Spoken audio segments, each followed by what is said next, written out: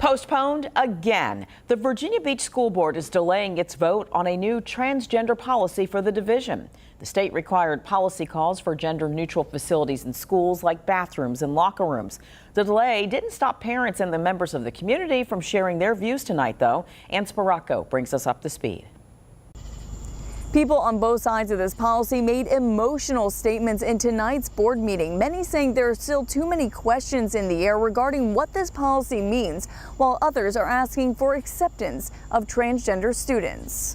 I ask that you do not pass Policy 57 on the agenda. It has been demonstrated that students cannot learn in an environment in which they do not feel safe.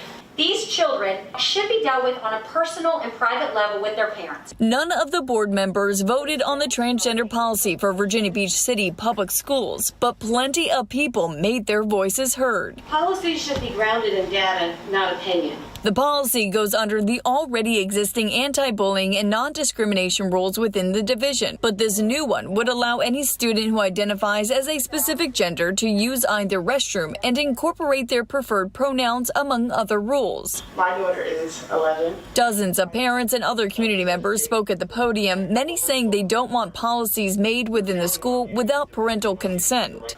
Matters that directly or could directly impact a parent's God-given stewardship of their children should not be placed in the hands of any one individual. Meanwhile, others simply asked for rules to be put in place to help create a more accepting atmosphere.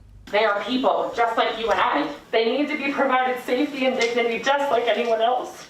This non-discrimination policy does not apply to competitive sports as of now.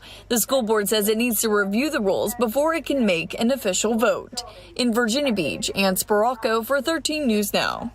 The Chesapeake School Board also skipped the vote for its transgender policy during last night's meeting, but the clock is ticking. The state requires schools to adopt the policy before the start of the academic year.